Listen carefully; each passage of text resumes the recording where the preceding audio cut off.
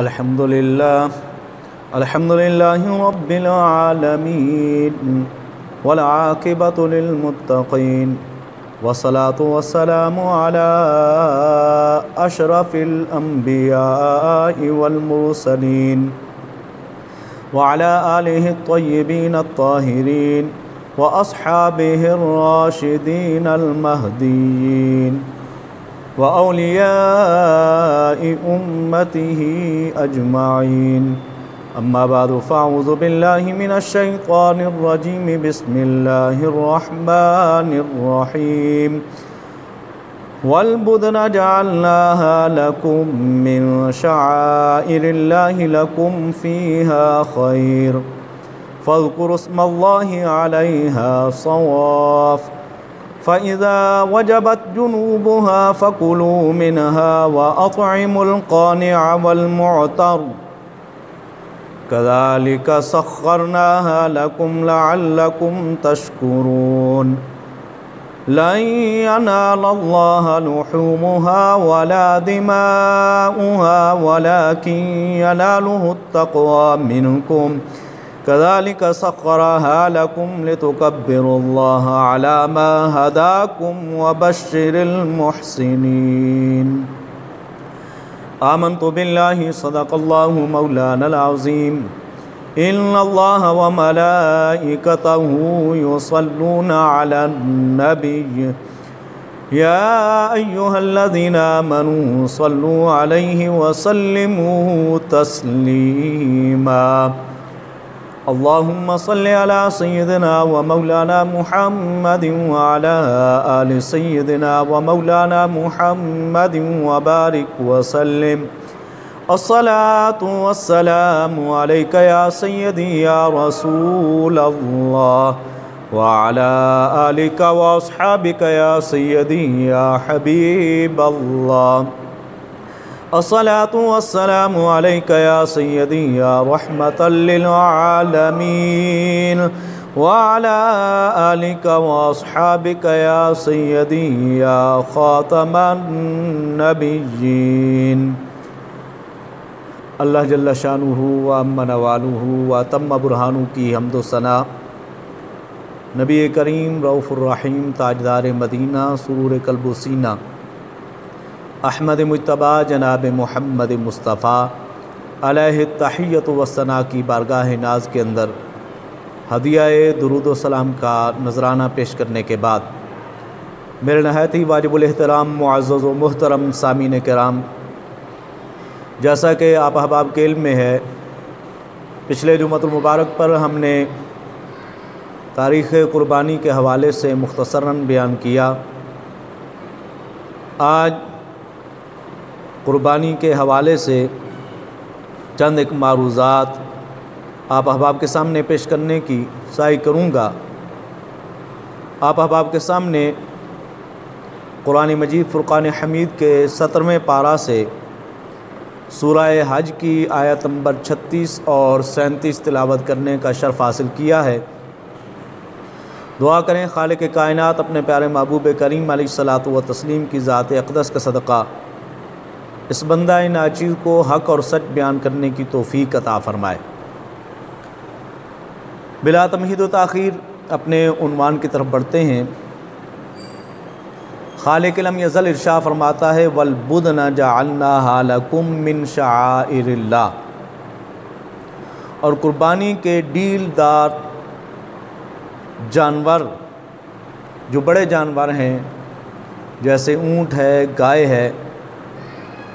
اللہ رب العزت شاہ فرماتا ہے ہم نے بڑے جانوروں کو تمہارے لیے اللہ کی نشانی بنایا ہے، یعنی یہ اللہ تعالیٰ کے اعلام دین میں سے ہیں۔ اب قرآن مجید فرقان حمید اکثر ہم جس وقت تلاوت کرتے ہیں تو قرآن مجید کے اندر اللہ رب العزت نے ادنا اور چھوٹی مثالوں کو بیان کیا، اور اس سے اعلیٰ شانوں والی جو چیزیں ہیں یا ذوات مقدسہ ہیں ان میں اللہ رب العزت نے تفکر کا ہمیں ایک میسج دیا کہ اگر یہ چھوٹی شانوں والی چیزیں جن کو آپ چھوٹا سمجھ رہے ہیں، ان کی اگر یہ عظمت اور یہ شان ہے تو پھر اندازہ لگائیں کہ جن کو میں نے بہت بڑی عظمتیں اور شانیں دی ہیں ان کی عظمت کیا ہوگی، ان کی رفعتیں کیا ہوں گی۔ تو اللہ رب العزت نے یہاں پہ فرمایا کہ وہ جانور، وہ بڑے جانور جن کو ہم نے تمہارے لیے اللہ کی نشانیاں بنایا ہے، جن میں اونٹ ہے، گائے ہے وغیرہ، اللہ رب العزت نے انہیں نشانی قرار دیا۔ اب دیکھیں، جو ہم کوئی بھی جانور جب خریدتے ہیں تو اس سے پہلے وہ قربانی کی طرف منسوب نہیں ہوتا، یہ نہیں کہا جاتا کہ اس کی قربانی کی جانی ہے۔ جب وہ قربانی کی جانب منسوب نہیں ہوتا تو عام جانوروں کی طرح ہوتا ہے۔ کچھ لوگ ایسے ہوتے ہیں دیہاتوں کے رہنے والے، ان کے ہاں جس وقت کوئی جانور ہوتا ہے تو وہ جب پیدا ہوتا ہے تو وہ منت مان لیتے ہیں کہ ہم نے اس کی قربانی کرنی ہے۔ وہ جب چھوٹا تھا تب ہی سے اللہ کی نشانی بن گیا، اور پھر وہ لوگ جو خرید کے لاتے ہیں عام جانور تھا منڈیوں کے اندر، لیکن اللہ رب العزت کی بارگاہ میں اس نے جس وقت قربان ہونا تھا اب وہ عام نہیں رہا، اب وہ شعائر اللہ میں سے ہو گیا، اللہ کی نشانیوں میں سے ہو گیا، اعلام دین میں سے ہو گیا۔ تو جو چیز اگر غیر ذوی العقول میں سے ہو، جو اشرف المخلوقات نہ ہو،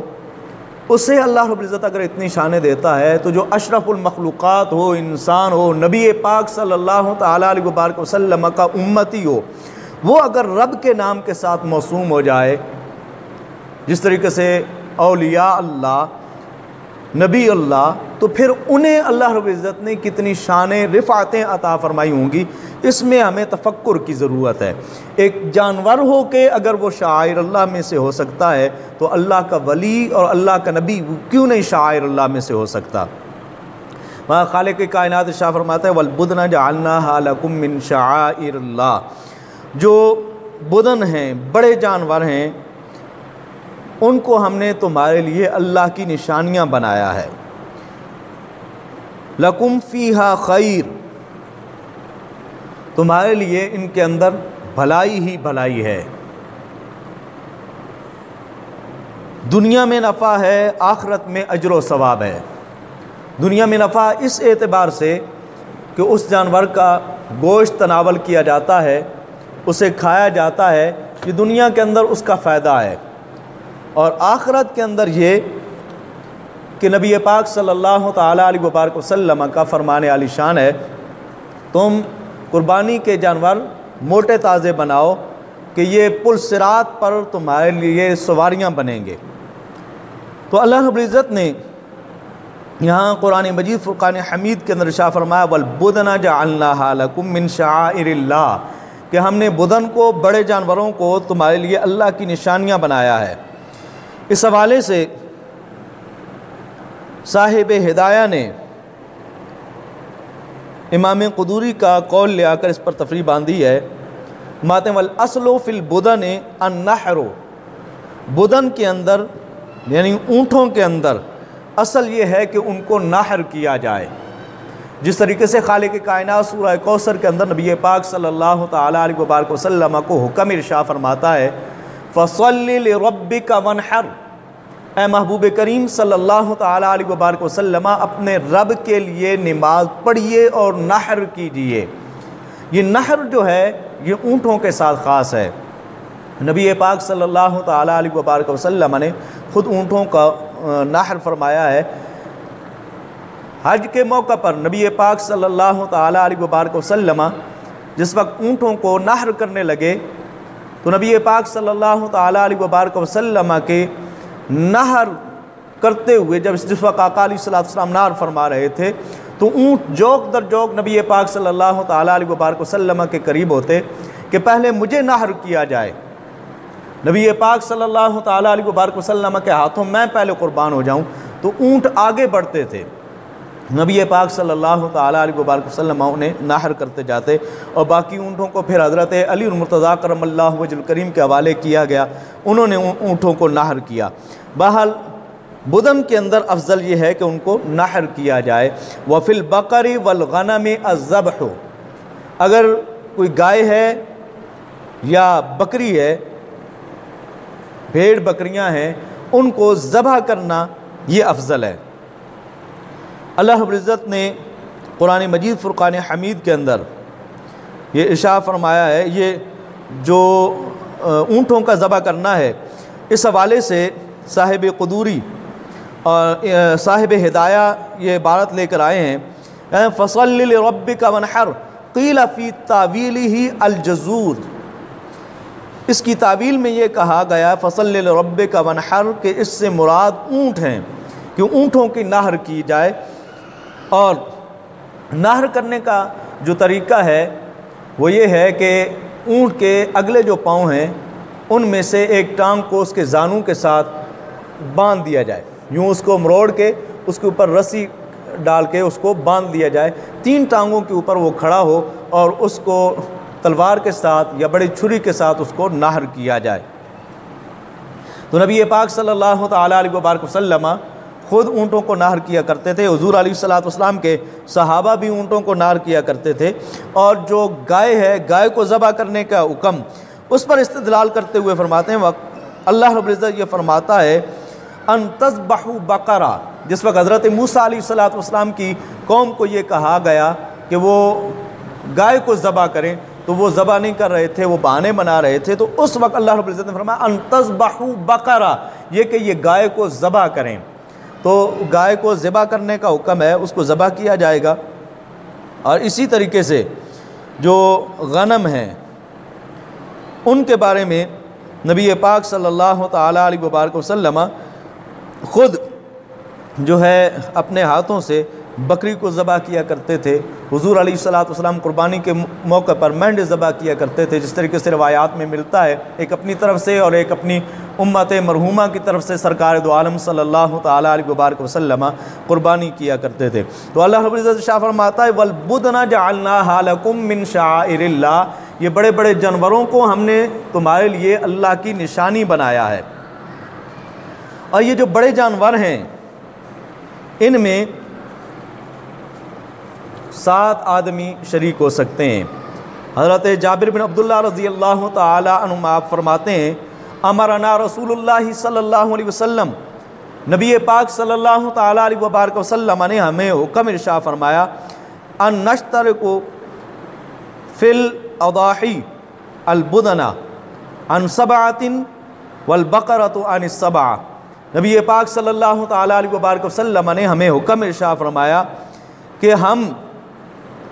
قربانی کے اندر جس وقت اونٹ کو ذبح کر رہے ہوں تو ہم 7 آدمی شریک ہو جائیں، اور اسی طریقے سے جس وقت ہم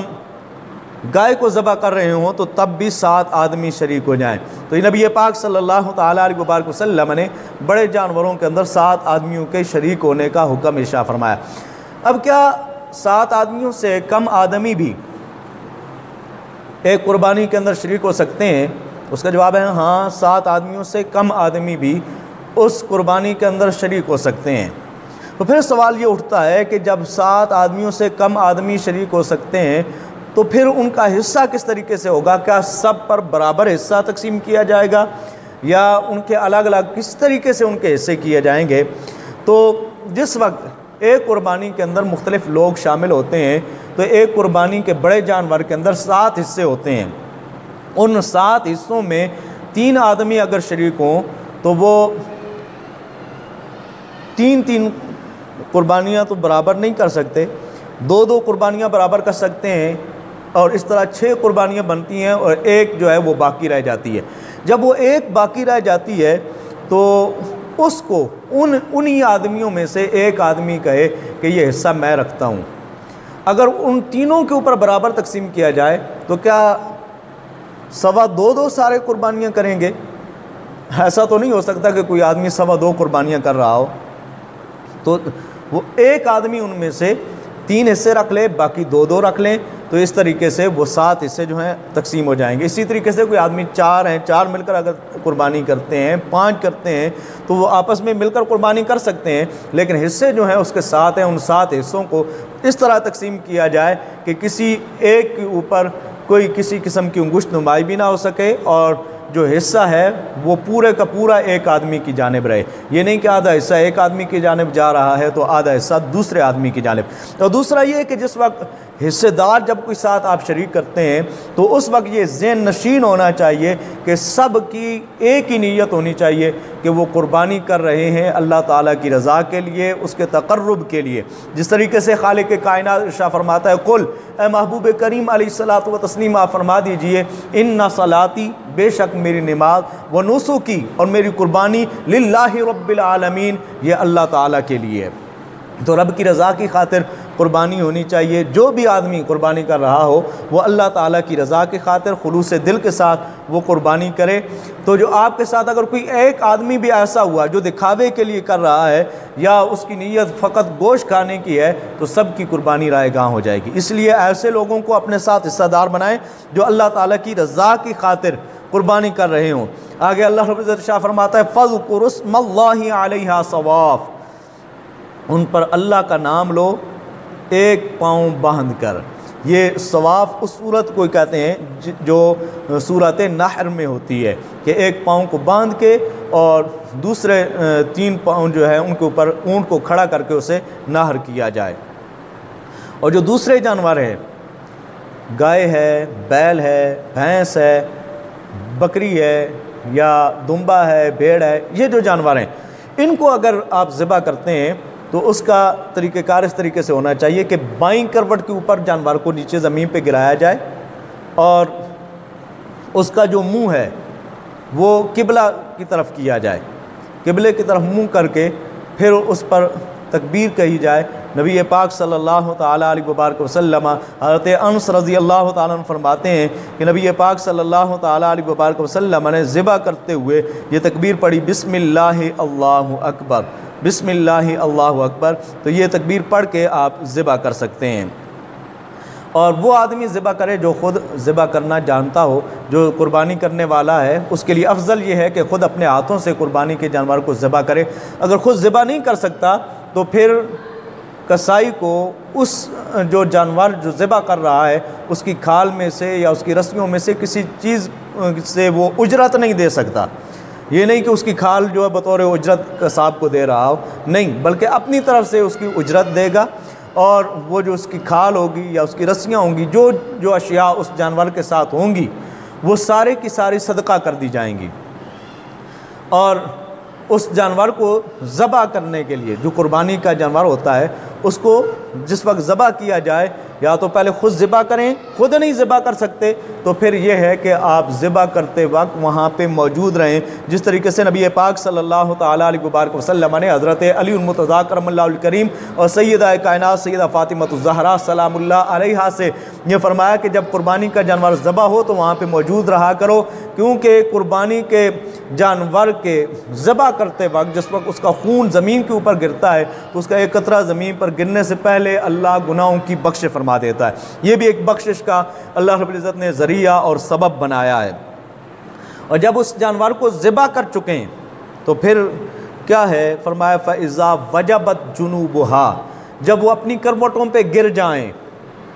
یعنی اونٹ ہے ان کو جس وقت نار کیا جاتا ہے اپنی کروٹ پہ وہ اونٹ گر جاتا ہے، اس کی کھال اتر جاتی ہے، اس کی صفائی ہو جاتی ہے اور اس کا گوشت بن جاتا ہے، یا دوسرے جانور ہیں ان کو ذبح کرتے ہیں، کھال اتار کے ان کے گوشت کو صاف کر لیا جاتا ہے، تو اب کیا فرمایا فَقُلُوا مِنْهَا، اس میں سے کھاؤ۔ کیا خود کھاؤ اور جو بچتا ہے اس کو فریز کر لو، فریج کے اندر رکھ لو؟ نہ، ہرگز ایسا نہیں۔ فَقُلُوا مِنْهَا، اس میں سے کھاؤ۔ وَأَطْعِمُوا الْقَانِعَ، اللہ رب العزت شاہ فرماتا ہے جو صبر سے بیٹھنے والے ہیں، جو سوال نہیں کرتے، اپنا ہاتھ آگے نہیں بڑھاتے، کسی سے مانگتے نہیں ہیں۔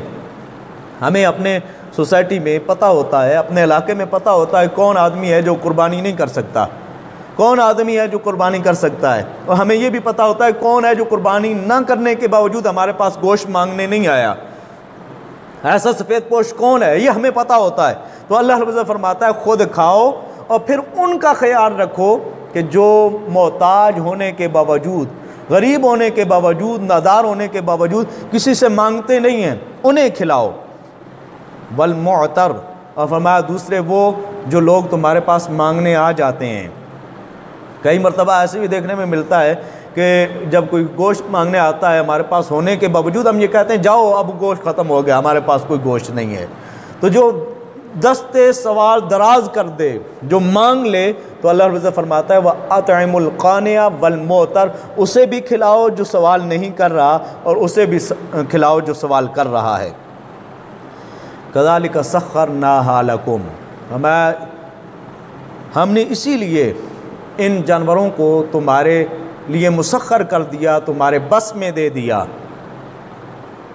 کہ کتنے بڑے جانور ہیں، اونٹ دیکھیں، بیل بڑے بڑے ہوتے ہیں، گائے ہوتی ہیں، ہم نے ان کو تمہارے لیے مسخر اسی لیے کیا ہے لعلکم تشکرون، تاکہ تم شکر گزار بن جاؤ کہ اللہ رب العزت نے ان اتنے بڑے بڑے جانوروں کو ہمارے تابع اور فرما بردار کیا ہے۔ اب جو آدمی قربانی کرتا ہے، اس قربانی کے اندر اس کے مختلف حصے ہوتے ہیں۔ ان حصوں کو جس وقت تقسیم کیا جاتا ہے تو اکثر اٹکل پچو کے ساتھ بھی ان کو تقسیم کیا جاتا ہے، لیکن یاد رکھیں ان کو تول کر یا ماپ کر وہ جو گوشت ہے اس کو آپ تقسیم کریں، کسی پیمانے کے ساتھ یا تو ماپ لیں یا ان کو تول لیں، تول کر پھر برابر ان کو جتنے حصے ہیں آپ کے ساتھ لوگ ہیں ان حصوں کو، اگر بڑا جانور ہے اس کے 7 حصے الگ الگ کر لیں، جس نے جتنے حصے رکھے ہوئے ہیں اس کو اتنے حصے دے دیں۔ اب مثال کے طور پر 7 حصے ہیں، 7 حصوں میں سے ایک آدمی کے 3 حصے ہیں، تو اس کو برابر تقسیم کر کے 7 حصوں کے اندر 3 حصے ایک کو دے دیں، باقی جن کے 2 حصے بنتے ہیں ان کو دے دیں۔ اسی طریقے سے جتنے بھی حصے بنتے ہیں ان کو ناپ کر یا تول کر برابر اس گوشت کو تقسیم کر دیا جائے۔ پھر اس میں سے جو آپ اپنے اعزاء و اقرباء کے لیے رکھنا چاہتے ہیں، اپنے گھر کے لیے رکھنا چاہتے ہیں وہ رکھیں، جو آپ تقسیم کرنا چاہتے ہیں اس کو سارے کو اکٹھا کر کے وہاں جو پہلے محتاج آئے ہوئے ہیں ان کو دے دیں، اور پھر جہاں جہاں آپ نے پہنچانا ہے وہاں تک اس گوشت کو پہنچا دیں۔ اور کئی لوگ اس طرح بھی کرتے ہیں کہ بڑے بڑے مہنگے جانور خرید لیتے ہیں، 3 لاکھ 4 لاکھ کا ایک ایک جانور خرید کے پھر اس کو راہ خدا میں قربان کرتے ہیں۔ نبی پاک صلی اللہ تعالیٰ علیہ وبارک وسلم کا فرمان عالی شان ہے، تم اپنے قربانی کے جانوروں کو موٹا تازہ بناؤ، کیونکہ یہ تمہارے لیے پل صراط پر تمہاری سواری بنیں گے۔ جانور موٹا تازہ ہونا چاہیے، اچھا جانور آپ خریدیں۔ لن تنالوا البر حتى تنفقوا مما تحبون، تم اس وقت تک نیکی کو نہیں پہنچ سکتے جب تک اپنی پسندیدہ چیز کو رب کی راہ میں پیش نہ کرو، جب تک اسے رب کی راہ میں خرچ نہ کرو تب تک تم کمال نیکی کو نہیں پہنچ سکتے، کما حقہ نیکی کو نہیں پہنچ سکتے۔ کئی لوگ دکھاوے کے لیے کرتے ہیں، بڑے بڑے جانور خرید لیتے ہیں تاکہ پتہ ہو کہ فلاں چودھری صاحب، فلاں ملک صاحب، فلاں راجہ صاحب نے یہ جانور خریدا ہے، جی دیکھیں اتنے لاکھ کا آیا ہے۔ وہ دکھاوے کے لیے، دکھاوا رب کی بارگاہ میں نہیں پہنچتا۔ اللہ رب العزت شاہ فرماتا ہے لَن يَنَالَ اللَّهَ لُحُومُهَا، اللہ کی بارگاہ میں تمہارا گوشت نہیں پہنچتا، وَلَا دِمَاؤُهَا، اور نہ ہی رب کی بارگاہ میں تمہارا خون پہنچتا ہے، وَلَكِنْ يَنَالُهُ التَّقْوَى، رب کی بارگاہ میں اگر پہنچتا ہے تو تمہارا تقوی پہنچتا ہے۔ سرکار مدینہ صلی اللہ تعالیٰ علیہ وبارک وسلم کا ایک فرمان عالی شان ہے، آقا علیہ السلام فرماتے ہیں التقویٰ ہا ہونا، حضور علیہ السلام نے اپنے قلب اطہر کی طرف اشارہ کرتے ہوئے فرمایا کہ تقویٰ تو یہاں ہوتا ہے، یہ باقی نمود و نمائش ہوتی ہے، تقویٰ یہاں ہوتا ہے۔ اگر آپ قربانی کا کوئی بڑا جانور لینا چاہتے ہیں تو آپ اس طرح قربانی کا جانور لیں کہ آپ ایک قیمت کے اندر، ہو سکتا ہے آپ ایک جانور لے رہے ہوں تو اس قیمت کے اندر آپ 2 یا 3 جانور خرید سکتے ہیں، تو آپ 2 یا 3 خریدیں، جتنا زیادہ غرباء فقراء تک آپ اس کا گوشت پہنچا سکتے ہیں اس گوشت کو پہنچائیں، یہ تمہارے لیے زیادہ افضل ہے، نہ کہ ایک جانور اتنا مہنگا لے لینا۔ یہ اس کے اندر کوئی ایک تو عقل والی بات بھی نہیں ہے، اور دوسرا یہ ہے کہ ثواب اگر زیادہ کمانا چاہتے ہیں، جتنا زیادہ حصے ہوں گے، جتنے زیادہ قربانیاں ہوں گی اتنا زیادہ ثواب ہوگا۔ اللہ کی بارگاہ میں نہ تمہارا گوشت پہنچتا ہے نہ تمہارا خون پہنچتا ہے، وَلَكِنْ يَنَالُهُ التَّقْوَى مِنْكُمْ، رب کی بارگاہ میں تمہاری طرف سے تمہاری پرہیزگاری پہنچتی ہے۔ یعنی قربانی کرنے والے صرف نیت جو ہے وہ اس کی نیت پر دیکھا جاتا ہے کہ کس نیت کے ساتھ قربانی کر رہا ہے، اخلاص کے ساتھ وہ قربانی کرے۔ اور شروط تقویٰ کی رعایت کرتے ہوئے اللہ تعالیٰ کو راضی کرنے کے لیے قربانی کریں۔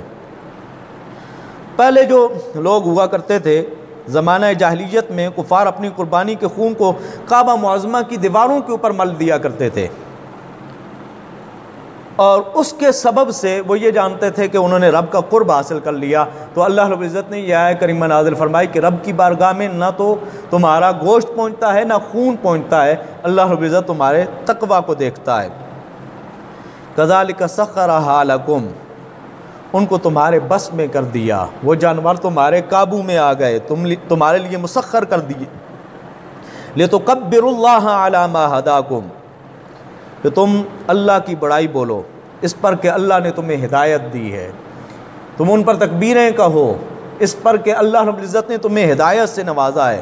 وبشر المحسنین، اور اے محبوب خوشخبری سنا دو نیکی والوں کو، جو نیکی کرنے والے ہیں انہیں خوشخبری سنا دو۔ تو آئیں خلوص دل کے ساتھ اللہ تعالیٰ کی رضا کی خاطر اور سنت ابراہیمی کو ادا کرتے ہوئے رب کا قرب حاصل کریں، رب کی خوشنودی حاصل کریں، رب کی رضا حاصل کریں۔ اور جتنے بھی احباب اس ماہ مبارک کے اندر عید الاضحیٰ کے موقع پر جو آدمی قربانیاں کریں گے، اللہ رب العزت سے دعا ہے خالق کائنات ان کی قربانیوں کو اپنی بارگاہ کے اندر قبول و منظور فرمائے۔ انشاءاللہ العزیز اگلے جمعۃ المبارک پر اسی عنوان سے قربانی کے دیگر مسائل آپ احباب کے سامنے پیش کرنے کی کوشش کریں گے۔ اللہ رب العزت سے دعا ہے خالق کائنات مجھے اور آپ سب کو عمل پیرا ہونے کی توفیق عطا فرمائے۔ وآخر دعوایا ان الحمد للہ رب العالمین۔